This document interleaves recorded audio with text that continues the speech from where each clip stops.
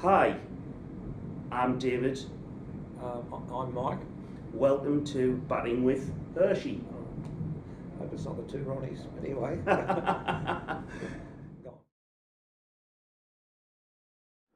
So, Mike, what is Batting with Hirschy actually all about?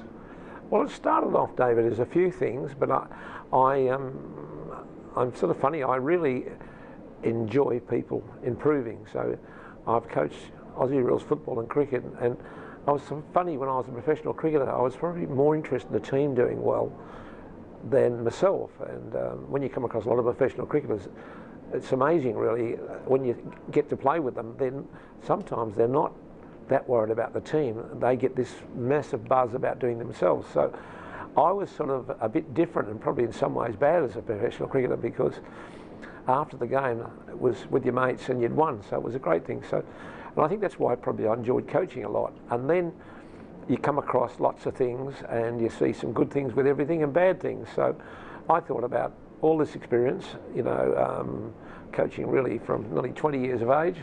And the other thing is I'd broken my leg young, so I realised that was the end of my playing career. So I was going to become more involved in coaching. So, and then from then I thought, well, how can we have it? And in my generation, we sort of, the modern Facebook and all that stuff wasn't in our time, and probably we were a bit envious, not envious of it, a bit frightened of it. And I'm funny, I still want to learn, so I'm a bit inquisitive, so I thought, well, how can we use this to make cricket better? So I've had a little dream for a long time about doing something, and anyway, I tried a few things, and now here we are batting with Hirschy. So it's to improve young people's cricket knowledge, to play, and probably makes me want to. I'm getting, I hope, better as a coach, and then passing my knowledge on, and that's the big thing. So, Mike, so who is it that you're actually interested in helping? What sort of cricketers are you actually looking for? well, when I first started, it's probably not a very nice thing to say, but I was really interested in the good players. So if I had 12 people, I'd be so more interested in the probably top 2 good players. And though I don't think that lasted that long, and I remember a guy called Jim Allenby now, who's a coach himself, but had played for in England and coaches in Australia.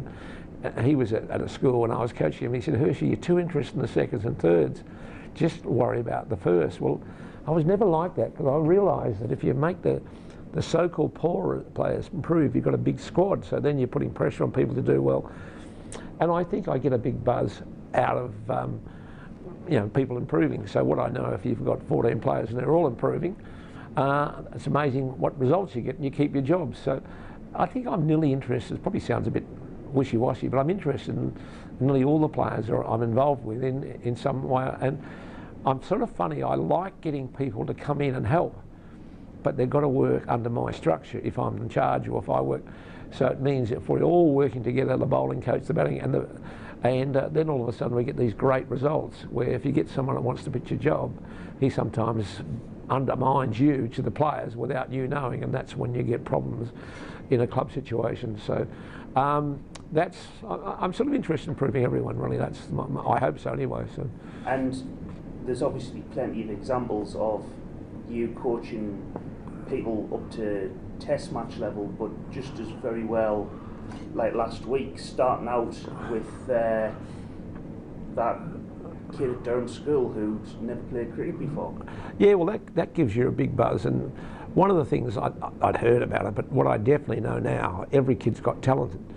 And as long as the kid likes what you're teaching him, and you've got patience, it's amazing what you can do. And all I know, if you've got a daughter or a son, and you get someone that's patient and really wants the kids to do well in the swimming pool, whatever, the kids will improve. And the thing is, with little kids, as you know, they soon pick up if you're not genuine. So once you've got their trust, and I think one of the other things that you've got to do is you've got to believe in what you're coaching, because if you don't, that comes across them, so then they don't have the confidence in you. I even talk to boys a lot about education, getting a job, because I realise at my age that you need a pension, you need all these things, and to feed your family. So it's not only the cricket we work on, it's the family values. And so if you have a boy or girl that's been taught like that, all of a sudden he'll have his feet on the ground, good family life, And you know, I don't know, I'm not a bloody psych, but nearly every kid that's gone through a broken home, you generally find there's problems in their cricket. So it's kids with their feet on the ground generally do better, and then you go from there. So I suppose it's the same for teaching and everything else you do. So that all falls in with the philosophy of getting people to play cricket.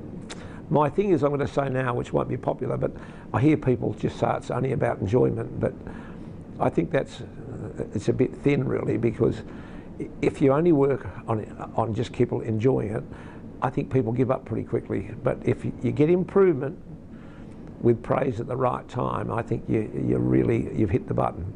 And it doesn't mean you have to be a test bowler, but if boys are not hitting the wicket, then they start getting it 2 out of 6 and then 3 out of 6, and you can see the smile on their face and the way they walk and how confident they are. Or someone's never made any runs and they hit a 4 or something, and then it becomes consistent. That's when I think you get the love of the sport. So you would advocate that the technical side of batting in particular is really, really important over just some of the more modern ways of just bash the ball as hard as you can and see what happens? Well, in my experience, and I know that the big bashes come in and all this sort of stuff, but I say to people, and it's probably it might be things that I believe anyway, but if I can get people to hit the ball hard without hitting it hard, I reckon I'm doing a good job. And I just hear, well, for me, I know it's probably nasty, but when I hear coaches say, "Oh, don't worry about technique," in my mind goes, there's another lazy person.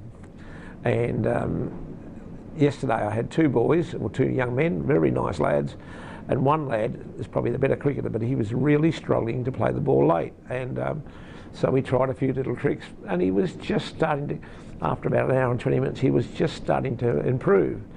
And but his mate that come along was miles better than that. And I said to him, well, look, he's better at the moment, but it's amazing when you keep working it, how the people catch up. And I don't know, it's just when you look at school teachers, golf, everyone talks about technique, and then all of a sudden in cricket, in Australia and England, these saying don't worry about technique, and I